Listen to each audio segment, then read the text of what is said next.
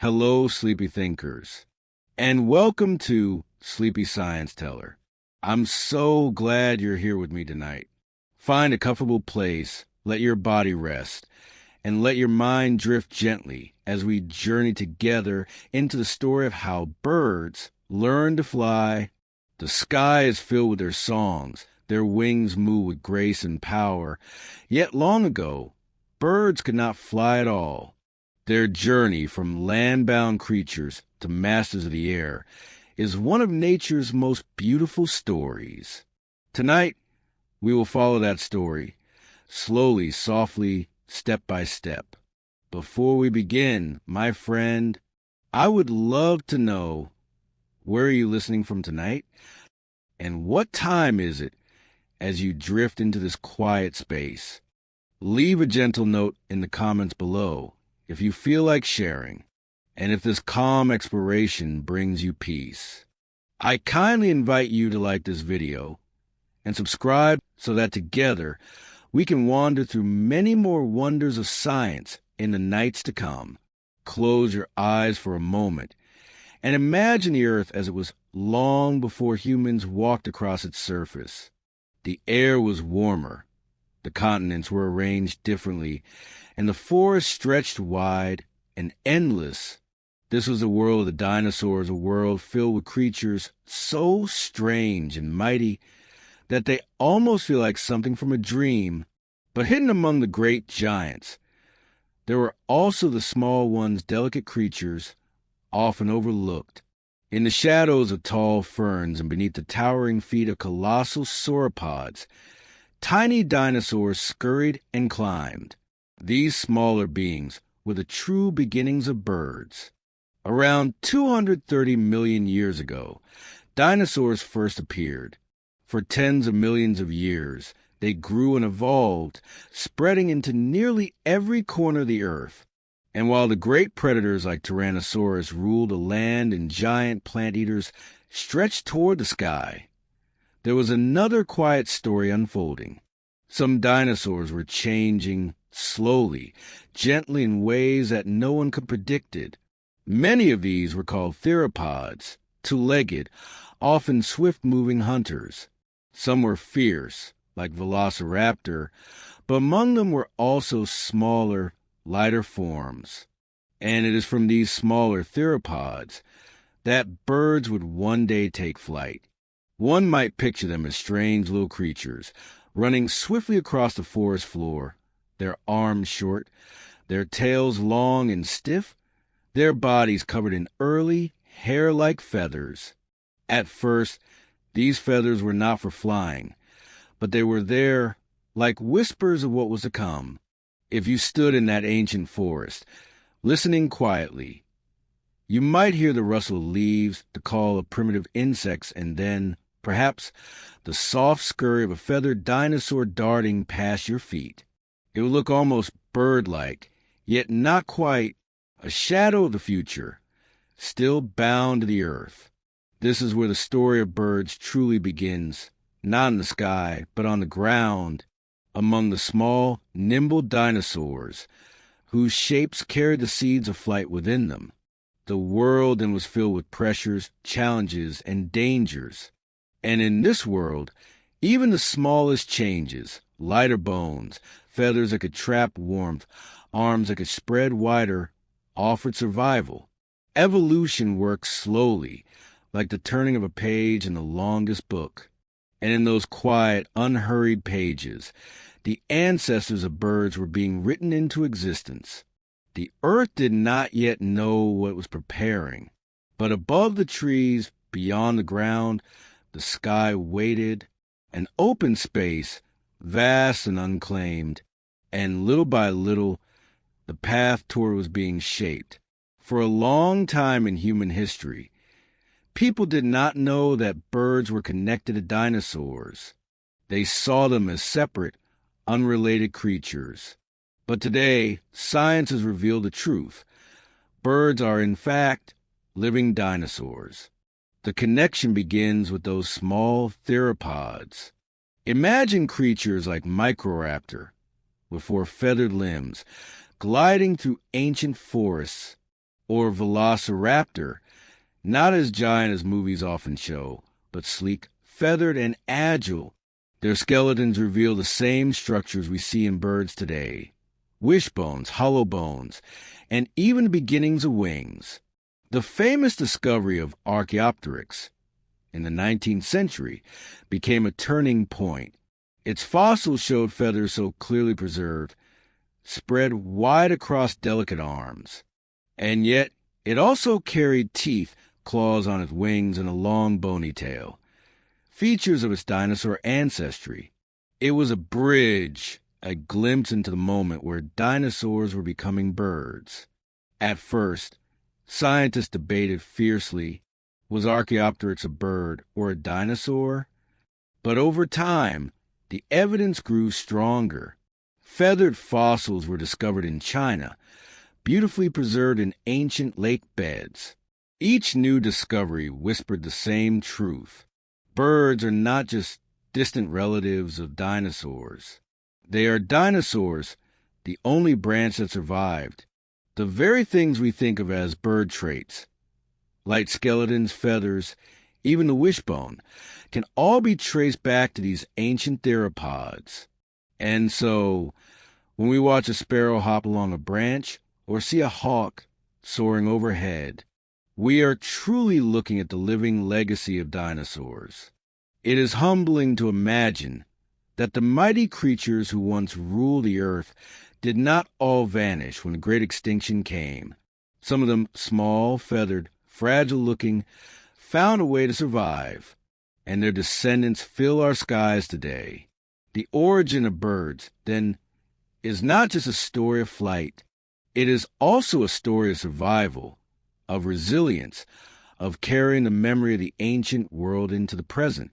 A story that lives in every wing beat, every song, every feather. As we move deeper into this story, let us imagine again the ancient earth. Forests alive with strange calls, lakes shimmering under a warmer sun, skies filled not with birds, but with flying reptiles, pterosaurs, soaring high and wide. And yet, down below, in the undergrowth and treetops, creatures with feathers were stirring. Feathers that first kept them warm. Feathers that helped them blend into their surroundings. Feathers that caught the light of the sun, perhaps shimmering in shades of brown, gold, or even iridescent blue. Nature was experimenting. Little by little, those feathers spread wider, longer. Arms began to change, tails began to shorten, balance shifted, and with every generation, the blueprint of a bird was being drawn more clearly. Picture a tiny dinosaur perched on a branch, looking out into the open air. Perhaps it leaps, landing clumsily on another tree. Perhaps it stretches its feathered arms, catching a breath of wind that slows its fall. In that moment, the impossible is being rehearsed. The earth itself seemed prepared for this. The skies were vast, filled with insects and opportunities. The ground was full of dangers, predators, and challenges. And so, the promise of the air became more and more inviting. The ancestors of birds did not know what was coming, but we, looking back, can see the pattern, the story of feathers, of lighter bones, of balance and muscle, all gathering together, step by step, all leading toward a future where the skies would no longer belong only to pterosaurs, but would also be filled with wings that flapped with rhythm and grace. And so, the origins of birds are not just about beginnings. They are about preparation, about quiet changes building towards something greater.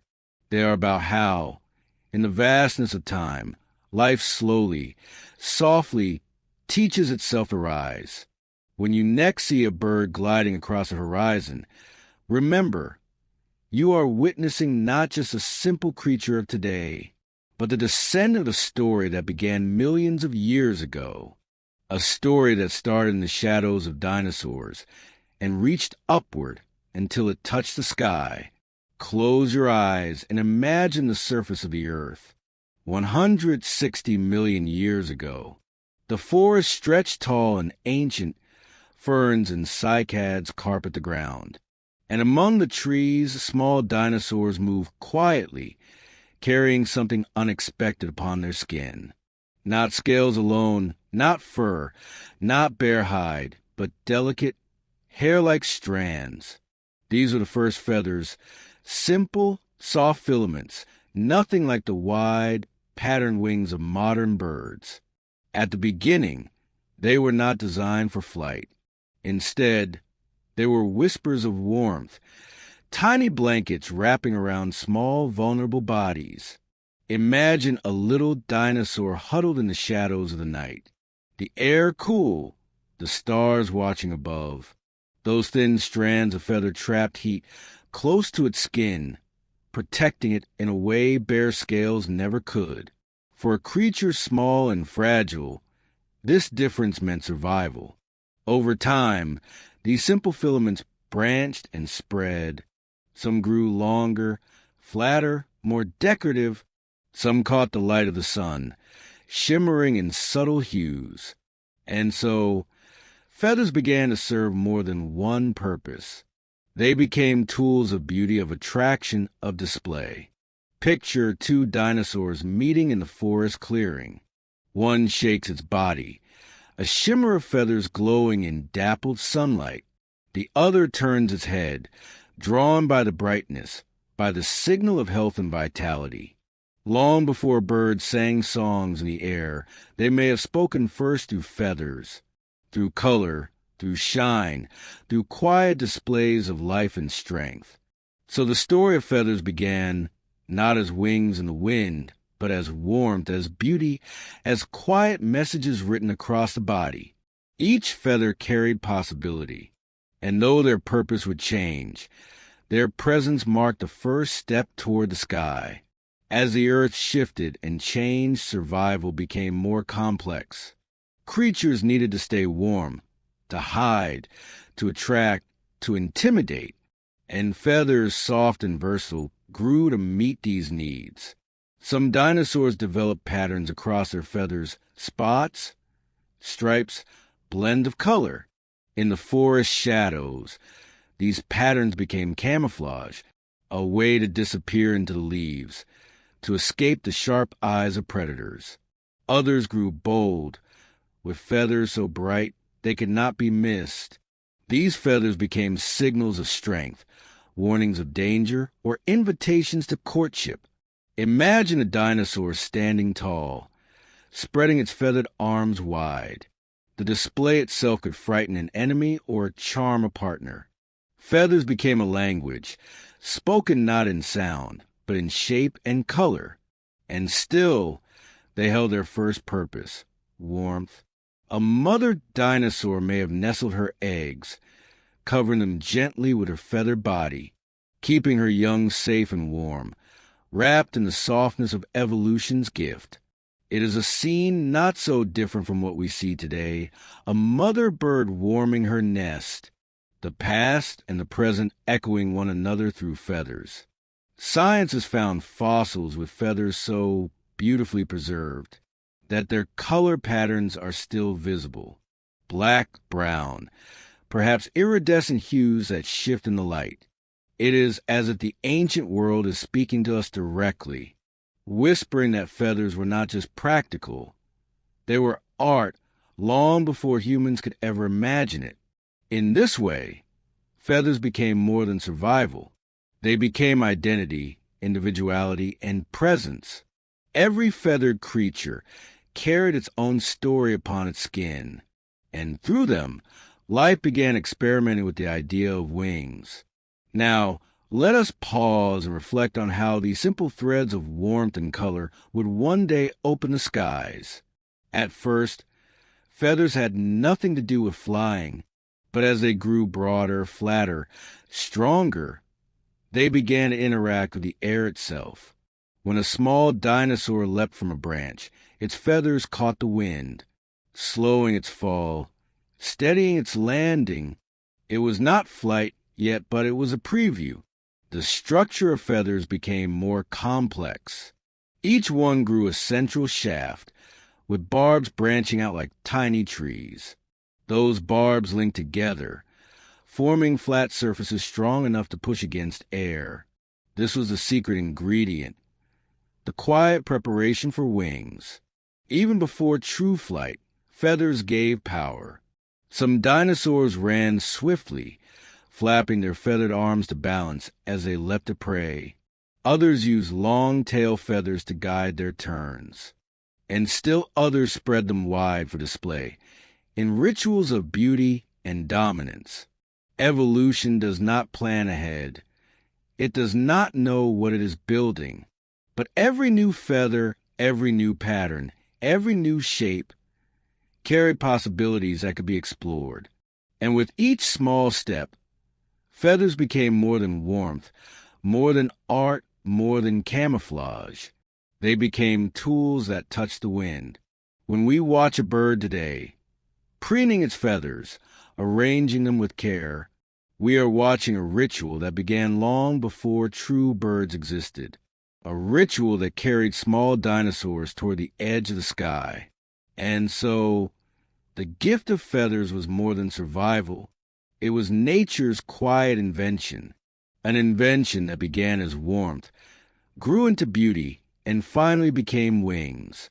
When you close your eyes tonight and picture a bird gliding silently across the air, remember that every feather it carries is a story millions of years in the making, a gift that began in the shadows of dinosaurs and became the poetry of flight. Imagine with me a dense, ancient forest millions of years ago. The air is warm, heavy with the scent of ferns. The buzzing of insects fills the silence. And in the branches above, small feathered dinosaurs perch carefully, their sharp claws gripping bark. They are not yet birds, not yet masters of skies, but they are curious, restless, daring. From time to time, one leaps from its perch, stretching feathered arms wide, and for a moment, the air itself holds them. This is not flight, not the steady rhythm of wings, but a glide, a quiet falling slowed by feathers catching the wind. The leap of gliding is where the dream of flight truly began. In these ancient forests, gliding offered survival, a way to escape predators quickly, a way to move from tree to tree without returning to the dangerous forest floor, a way to surprise prey from above. Fossils like Microraptors show us this story clearly. With 4 feathered limbs, wings on both arms and legs, it was a creature perfectly suited for gliding between trees. Picture it leaping, spreading its feathered legs like sails, drifting quietly down to a lower branch, not soaring like a bird, but floating, suspended in the soft air. This stage of gliding was nature's rehearsal. Each jump, each fall slowed by feathers, carried the ancestors of birds one step closer to true flight. Like a child learning to walk before running, gliding was a gentle beginning, the first dance with the sky. And so, long before the first wing beats lifted a creature upward, life was already learning that the air could be trusted, that the sky could be touched, if only for a moment. Why glide? Why risk leaping into the open air instead of staying safely on the branch? The answer lies in survival. The ground below is filled with dangers, predators, larger dinosaurs, sudden ambushes. High in the canopy, food and safety were easier to find, but moving between trees was a challenge. To climb down and up again took time, and in that time, predators could strike. But to leap, to stretch feathered limbs and drift across the gap was faster, quieter, safer. Gliding also opened new opportunities for hunting. A small predator, hidden in the branches, could launch itself at an unsuspecting insect or reptile, descending silently like a shadow with feathers. And gliding saved energy. By using the natural pull of gravity, Creatures could move without constant climbing or running. A soft leap from one tree to another required less effort, less risk, a balance between danger and opportunity, between rest and motion. Over generations, those who glided better survived better. Feathers grew broader, tails straighter, bodies lighter. Each small change gave a tiny advantage, and evolution followed. The forest itself became a testing ground. Every leap an experiment, every glide a lesson, until gliding became more than escape or movement. It became a way of life. When we watch flying squirrels today, stretching their skin to glide from tree to tree, we catch a glimpse of that ancient practice, the gentle art of trusting the air, of falling slowly, of letting the sky carry your body for a breath of time. Birds, long before they could fly, had already begun to master that art. Evolution is not sudden. It is a story written slowly, in tiny steps. Gliding was one of those steps, the bridge between earth and sky. Each glide gave the ancestors of birds more reason to refine their feathers, more reason to grow lighter bones, more reason to build muscles that could one day push against the air instead of simply falling through it. Gliding showed them that the air was not just empty space. It was something that could be shaped, held, guided, that a feathered body could partner with the wind rather than fight against it. In time, some gliders began to flap their arms, at first, perhaps only to balance themselves midair, a nervous motion, a reflex against falling too quickly. But every flap that slowed a descent became a practice stroke of future wings. Step by step, leap by leap, evolution stitched these small experiments together. The leap from a branch became a glide. The glide became a fall slowed by flapping. And one day, somewhere deep in time, a creature did not fall at all. It lifted, however briefly, into true flight. We may never know the exact moment, but we can imagine it. A small dinosaur, feathers spread, flapping against the pull of gravity, rising just a little higher than it fell. The sky, for the first time, opened its arms. The leap of gliding was not the final chapter, but it was the essential middle. Without gliding, wings may never have learned their purpose. Without gliding, the path to flight may never have unfolded. So, tonight, when you think of birds soaring far above, remember their ancestors, perched in quiet forests, leaping bravely into the air, trusting their feathers, trusting the sky, and discovering, softly and slowly, that the air could hold them. Imagine again the world millions of years ago. The forests were thick with ferns and towering conifers. The rivers shimmered with strange fish, and on the ground, the earth trembled with the footsteps of dinosaurs. Among these, not all were giants. Many were small, swift, feathered creatures, running across open ground with remarkable speed. Their tails stretched out behind them, stiff and balanced, their arms feathered, though not yet wings. Picture one such creature, chasing after a small insect, or leaping toward a scurrying lizard. It runs fast, leaps upward, and for a moment, its feathered arms spread wide. The air resists them, slows them, steadies their movement. This is not yet flight, not gliding from trees above, but something different, the running start, a partnership between speed on the ground and the air above. When danger appeared, perhaps a larger predator crashing through the brush, these small feathered dinosaurs could sprint, leap, and stretch their arms to lengthen their escape. When hunting, they could run, jump, and pounce with greater precision. Each time their feathers caught the air, each time balance was improved, leaps became longer, and the sky whispered closer. This was another path toward flight, not from trees downward, but from the ground upward. And just as gliding had opened the first doorway, the running start unlocked the second. Let us slow down and imagine the body of these creatures in motion. Their legs were strong, built for speed. Their tails stiffened their posture like a tightrope walker's pole, keeping them steady as they sprinted. Now imagine them running at full speed, feathers spreading along their arms. As they leapt, those feathers brushed the air, catching it, shaping it, slowing their fall just enough. Scientists believe that this kind of running and leaping may have been crucial to the birth of flight. The ground, after all, offered both the space and the momentum needed for takeoff. Unlike gliding from branches, this path depended on speed, the rhythm of footsteps pounding the earth, the sudden lift of a leap, and the air rushing beneath feathers. Some fossils, such as those of Caudipteryx and Protoarchaeopteryx, reveal creatures with feathered arms too small for full flight, but perhaps large enough to help them run and leap more effectively.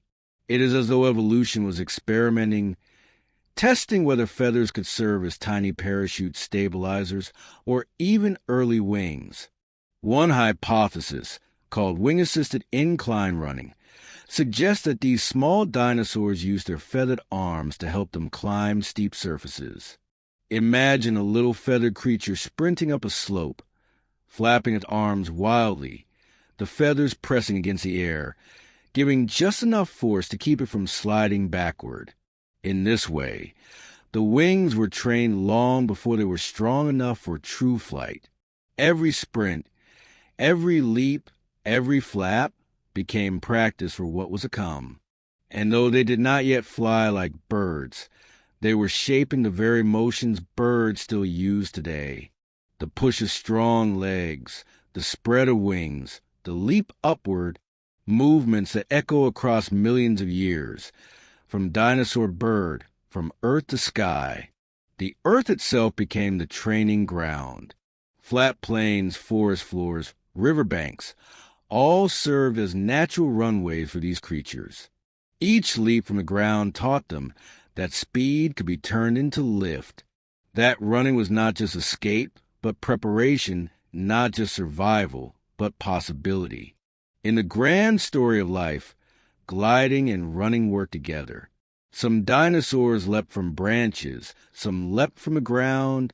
Both paths, slowly and softly, were weaving into the same destination, flight. Running starts may have given the earliest birds an advantage, even after they learned to fly. For even today, many birds rely on a running start to lift themselves into the sky.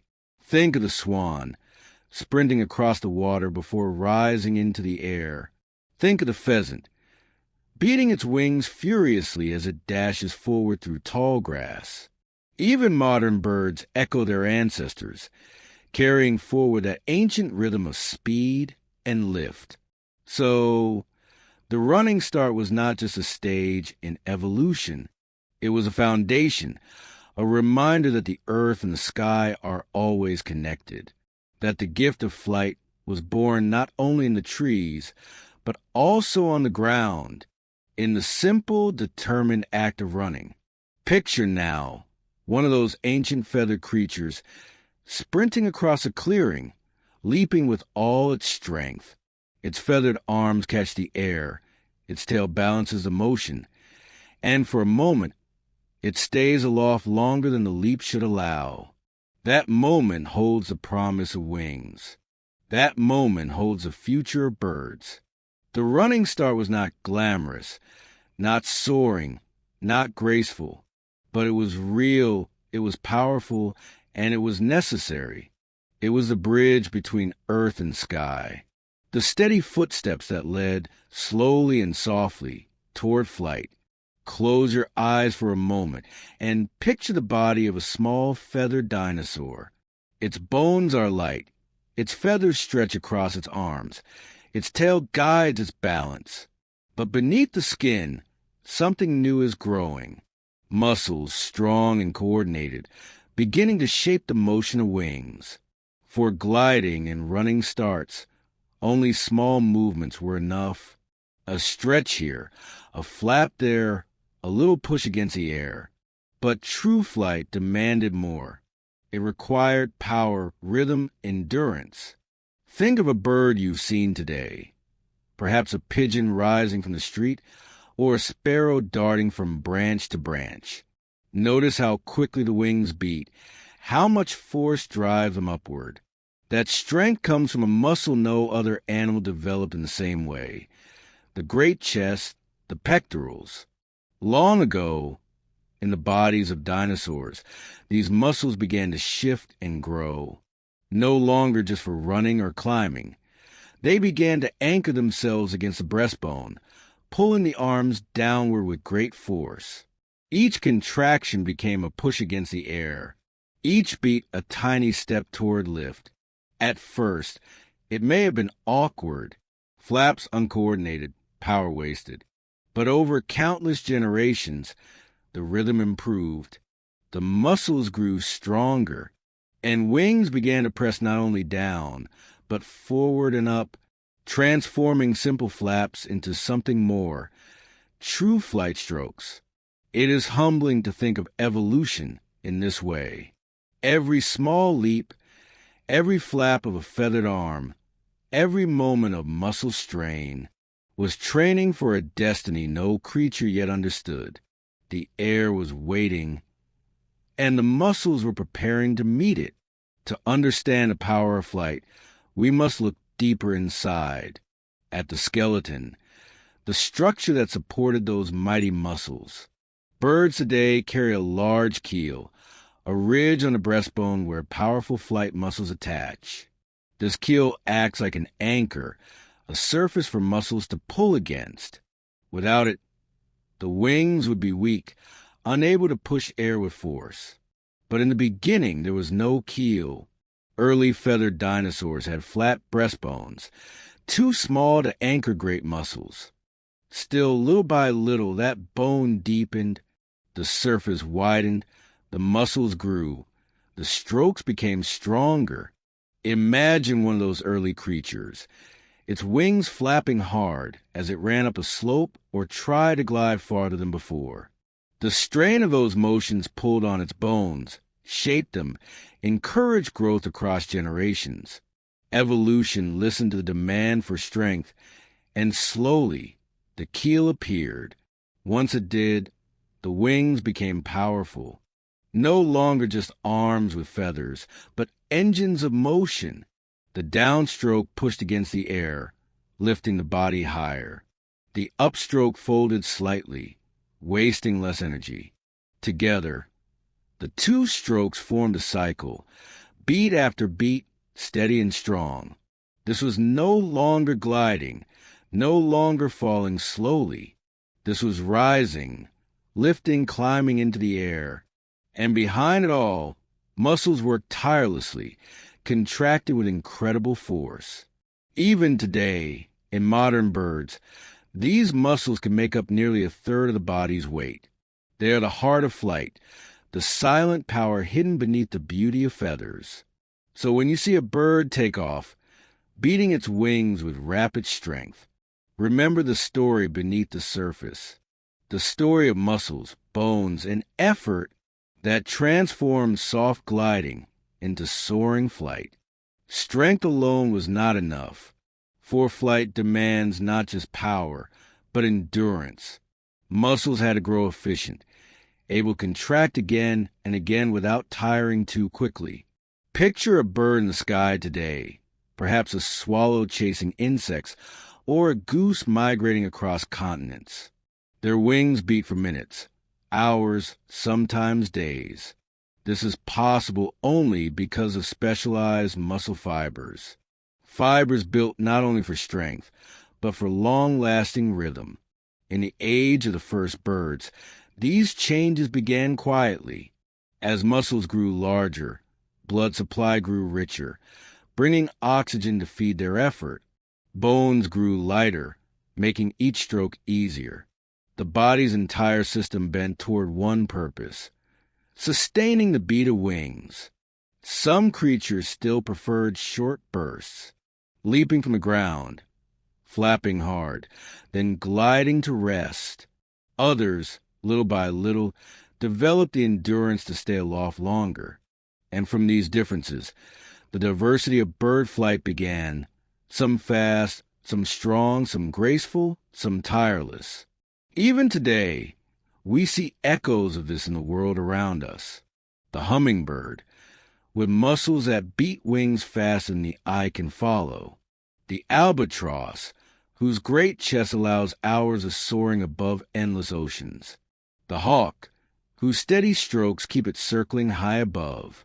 All of it, every wing beat, every glide, every rise into the air, is powered by those muscles, forged long ago in the bodies of small dinosaurs, shaped by time, strengthened by need.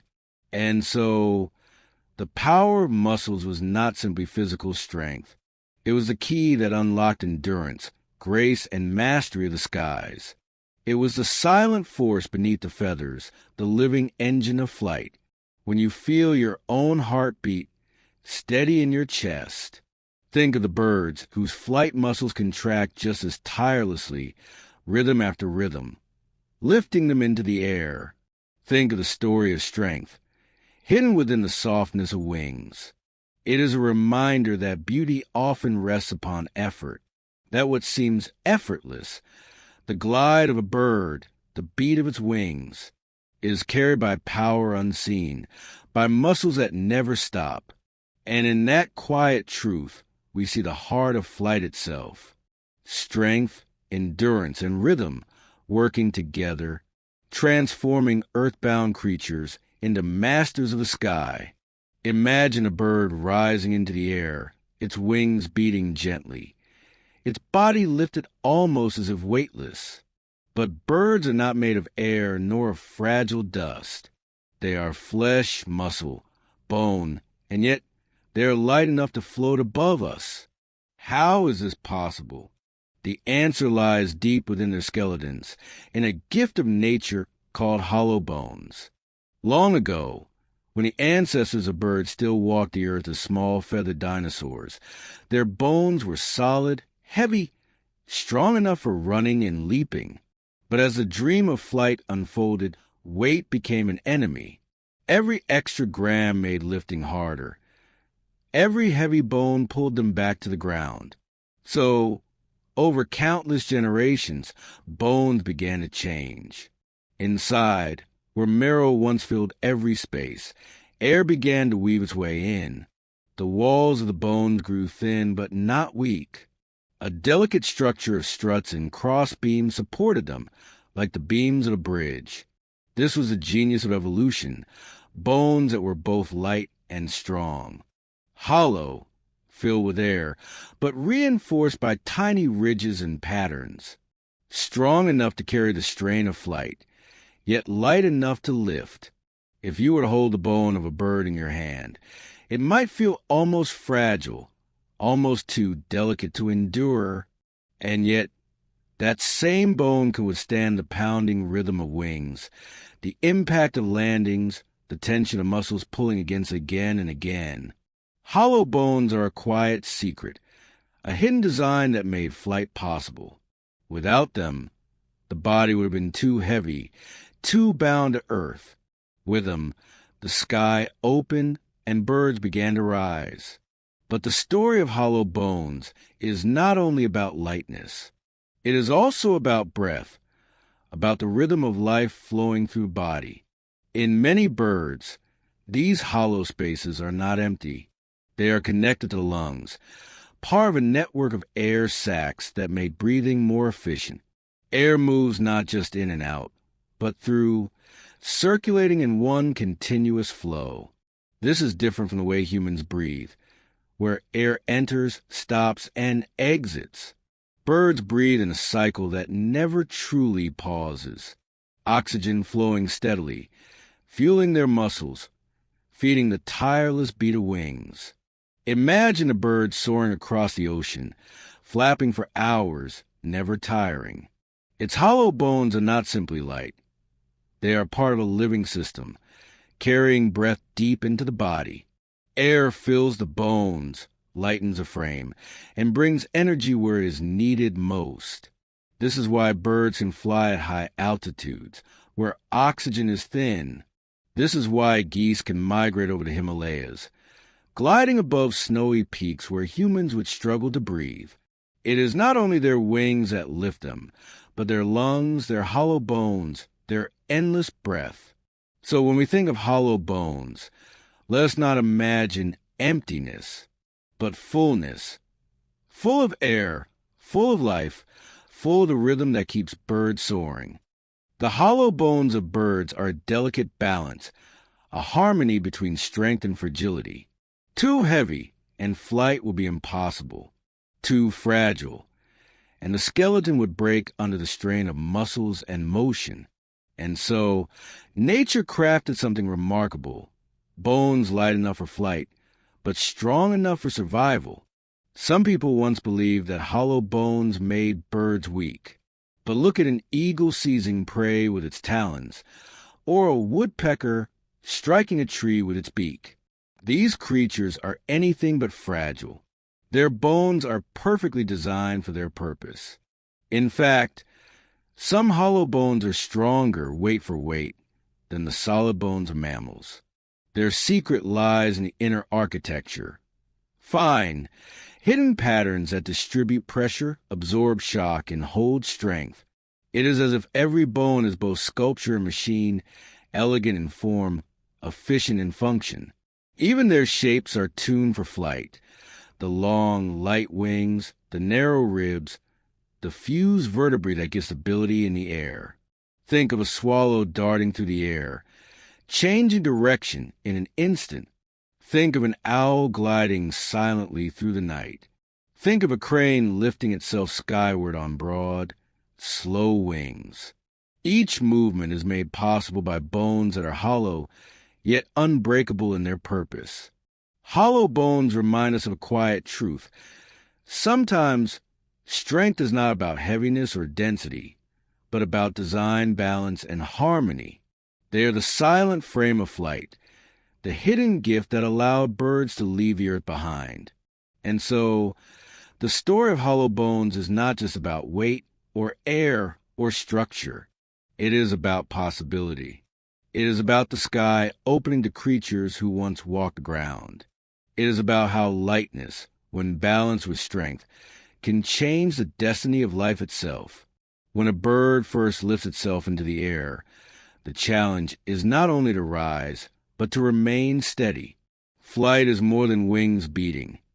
It is balance, harmony, the art of staying upright in a world without solid ground beneath the feet. Imagine the earliest feathered dinosaurs, flapping their primitive wings.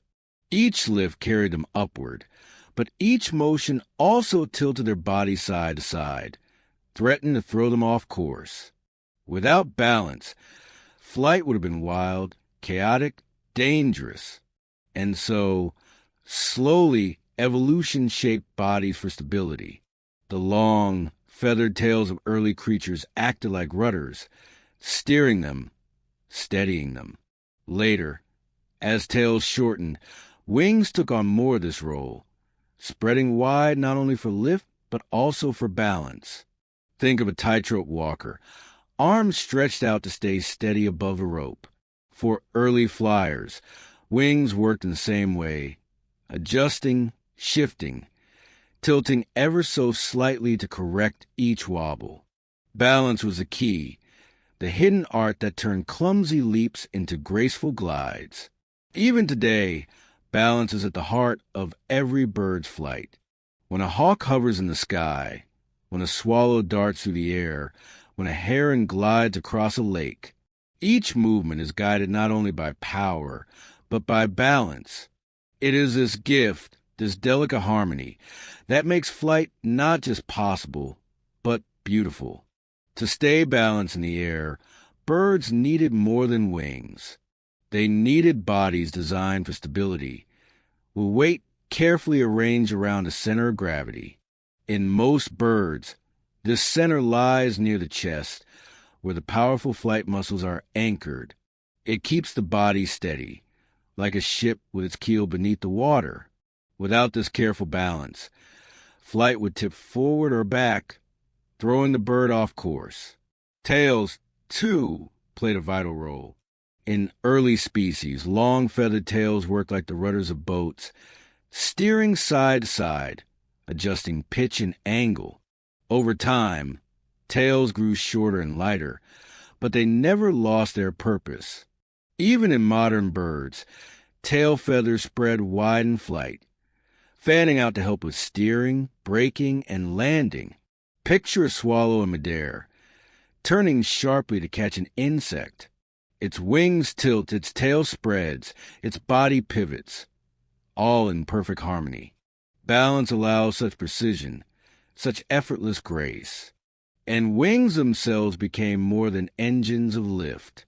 Their tips and edges adjust constantly, one wing tilting slightly higher, the other lower, correcting each sway. This invisible dance of balance is what allows birds to fly straight, to turn, to dive, to soar. Without balance, wings would only beat against the air. With balance, they carve paths through the sky. But balance is not only about wings and tails. It also lives inside the bird, in senses tuned to motion, tilt, and direction. Deep within the head lies the inner ear, a system of tiny canals filled with fluid. As the bird tilts, the fluid shifts, sending signals to the brain. It is the same system that helps humans stand upright or know when we are spinning. For birds, it is even more refined, allowing them to sense the smallest changes as they soar. Their eyes, too, play a role. A bird in flight is always watching, judging distance, horizon, and motion. The eyes tell the brain if the body tilts, if the wings slip, if the flight path shifts. Together with the inner ear, they keep the bird upright, steady in its rhythm. Some scientists believe even the feathers themselves add to this balance. Tiny nerves at the base of each feather may detect shifts in airflow, warning the bird when a wing is angled too far, or when turbulence ripples across the surface. In this way, feathers are not only for flight, but for sensing the very air they move through. All of these systems, ears, eyes, feathers, muscles, work together in a seamless harmony. The bird does not think about balance. It simply moves, corrects, steadies, glides. Balance is woven into its body, as natural as breathing. And so, when you see a bird hovering in the wind, its wings trembling yet steady, remember the hidden systems at work, the senses and structures that keep it afloat. Balance is not just a tool of survival. It is the quiet magic that makes flight graceful. The gift of balance is the silent partner of flight, always present, always working. It steadies the wings, guides the body, and allows the sky to be not just reachable, but livable. Without balance, flight would be impossible. With it, birds became not just creatures of earth, but true dancers of the air. For countless ages, creatures had leapt, glided, and fluttered through the forests. Some climbed trees and spread feathered arms to drift downward. Others ran across the ground, wings outstretched, catching little gusts of air to slow their fall. But none had yet mastered the sky. None had yet become true flyers. Then, in a moment that was not sudden but gradual, across millions of years, something changed. A new creature emerged, one both ancient and new. Its name would later be remembered as Archaeopteryx, a small feathered being from the late Jurassic. Archaeopteryx was not yet a perfect bird, nor still a dinosaur, but something in between. Its wings were broad, with flight feathers layered neatly, ready to catch the air. Its breastbone was still small, but muscles were beginning to anchor themselves more firmly. And most importantly, it could flap with strength, not just a leap, not just a glide, but to truly fly.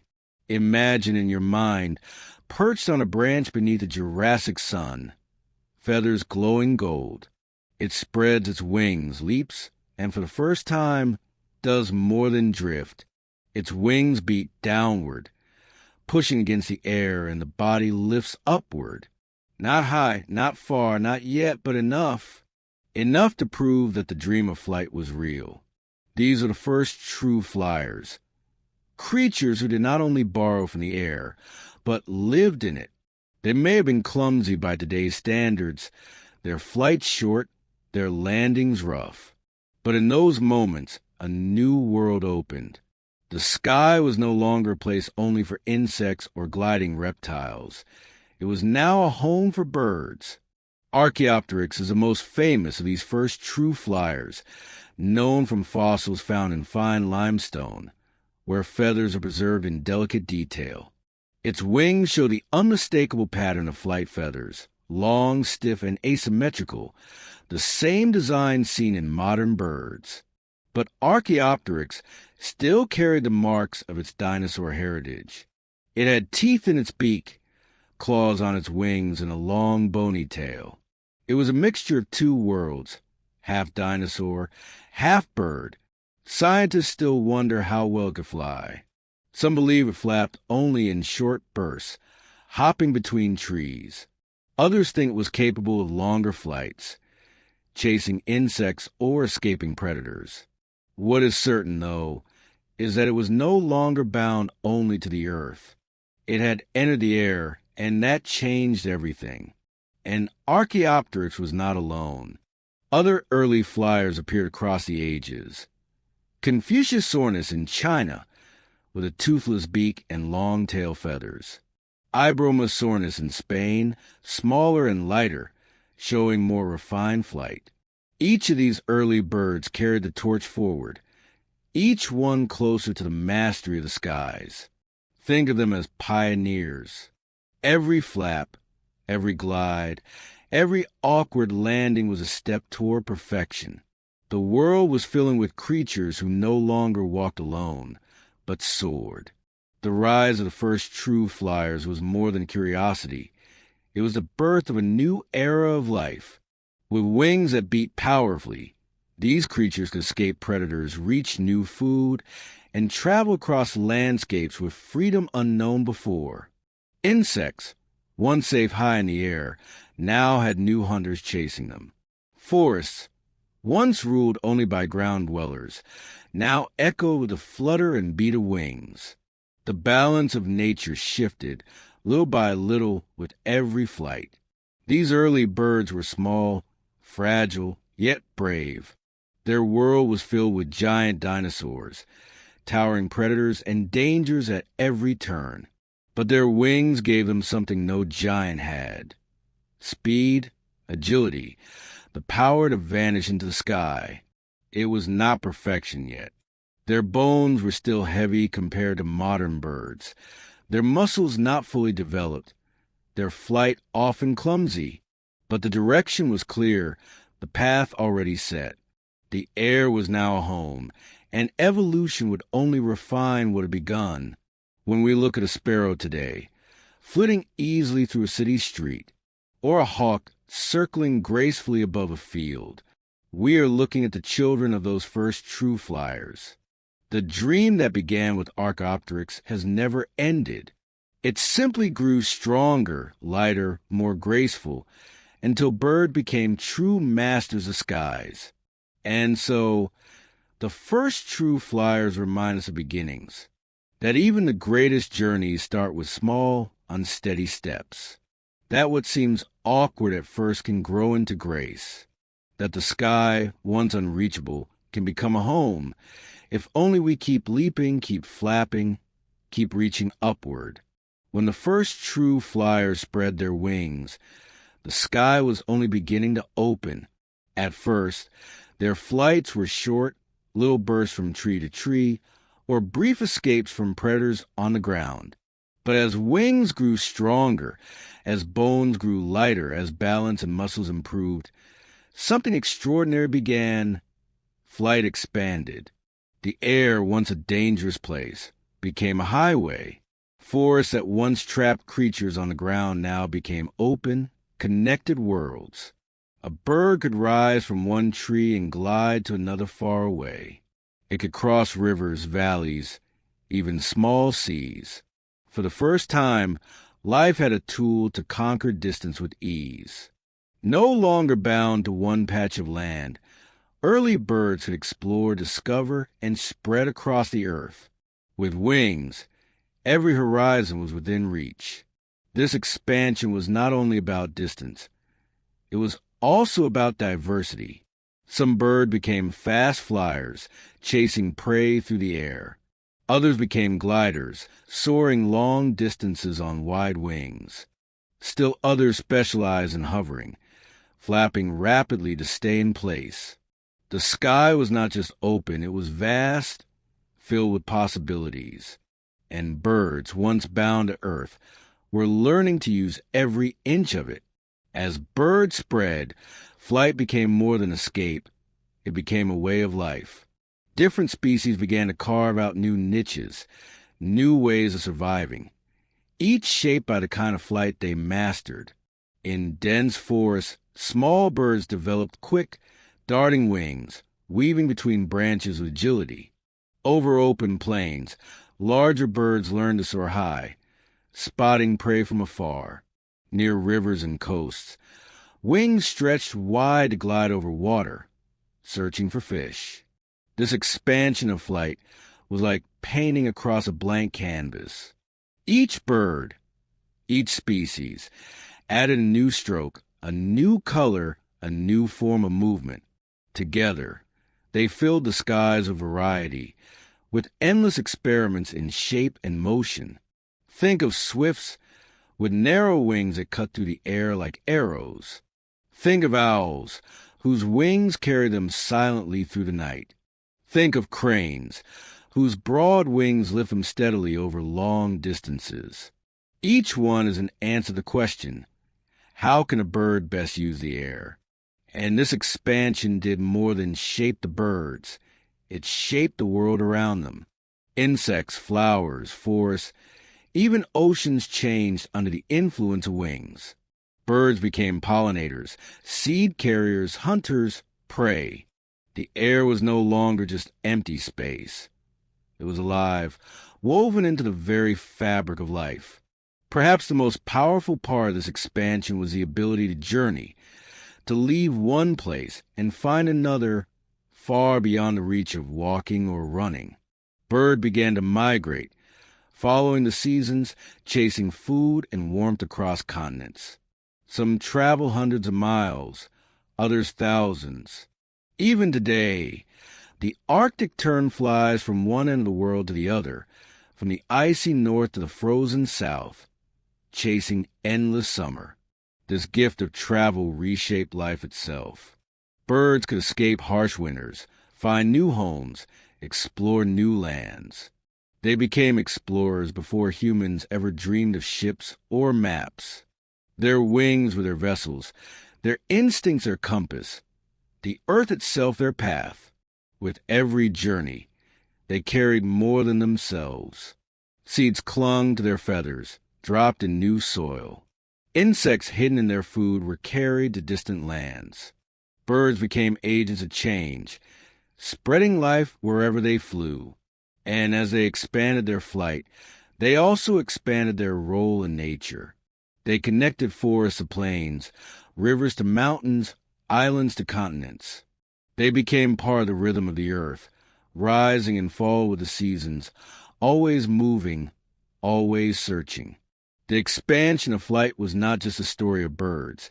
It was a story of life itself, reaching farther, growing wider, touching every corner of the world. When we look to the sky and see flocks of birds passing overhead, we are watching not just a moment in time, but millions of years of expansion, of journeys, of discoveries. We are seeing the legacy of wings, of creatures who turned the sky into a pathway and made the whole earth their home. The first true flyers were clumsy, uncertain, their wings still learning the rhythm of the air.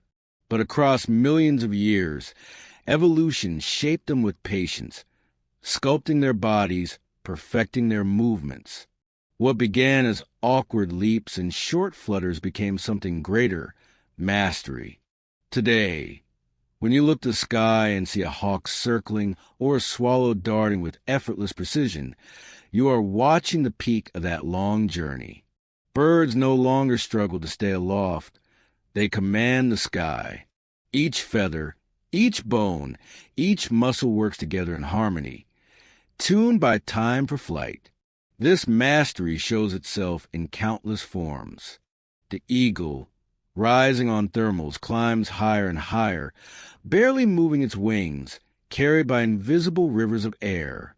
The hummingbird, so small and delicate, hovers in place with astonishing speed, its wings a blur, its body steady. The swift, whose very name honors its speed, spends most of its life in flight, eating, drinking, even sleeping while gliding. Flight is no longer just survival. It is freedom, art, and mastery. And all of it began with the same story. Feathers, muscles, bones, and balance, slowly shaped into perfection. Mastery of the skies is not only about endurance or distance. It is about adaptability. Birds have learned to use flight in ways as varied as their shapes and colors. Some soar high above mountains, their wings stretched wide, reading the wind like a map. Some dive at incredible speeds, like the peregrine falcon, the fastest creature on earth, plunging with breathtaking force. Others move with quiet grace, like owls, whose wings silence the air, allowing them to hunt unseen in the night. Each one is a specialist, a master of its own kind of movement. Some rule the day, others the night. Some fly for hours across oceans, others for seconds between flowers. Together, they show us the endless ways the sky can be used, shaped, and lived in. And this mastery is not just physical. It is also instinctive. Birds sense the winds, the seasons, the pull of the Earth's magnetic field. They navigate without maps, guided by stars, sun, and memory. They read the invisible, feeling the world in ways humans can only imagine. In this way, they are not only masters of movement, but masters of awareness. The skies belong to them because they understand them, body and mind together, in harmony with the air. When we think of mastery, we often imagine dominance. But the mastery of birds is something gentler, more balanced. They do not conquer the sky. They belong to it. Their mastery is not about control, but about harmony with the current of air, the rhythm of seasons, the shape of the earth. Across the world, they have carved out every possibility. From deserts to oceans, from the icy poles to the steamy tropics, birds have made the sky their home. Some never land except to rest. Some return each year across continents. Some remain close to a single tree. Yet all of them are bound by the same gift. The mastery of flight has also shaped us, the humans who watch them. For countless centuries, people looked upward, dreaming of wings. Myths and stories told of spirits and gods who flew, of messengers who crossed the heavens. And in time, we too built wings of our own, airplanes born from the inspiration of birds. Their mastery taught us what was possible. But perhaps their greatest gift is not invention, nor distance, nor speed. It is the simple beauty of seeing the move, of watching a swallow trace arcs in the evening sky, or a flock of starlings dancing together in murmuration. Their mastery brings us peace, wonder, and a reminder that the world is larger, lighter, and more beautiful than we sometimes remember. Birds are not just masters of skies. They are guardians of a dream, keepers of freedom, reminders of what it means to rise.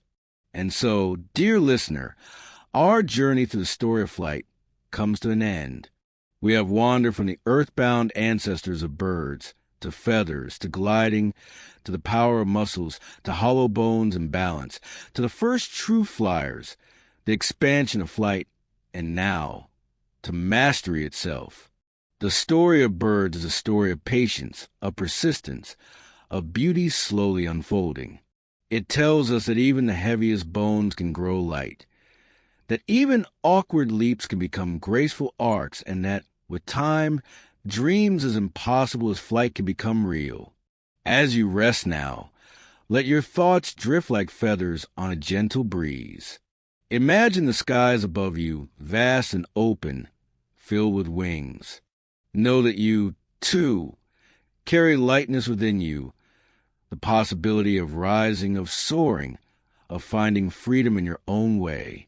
May your night be calm. May your dreams be gentle. Good night and goodbye.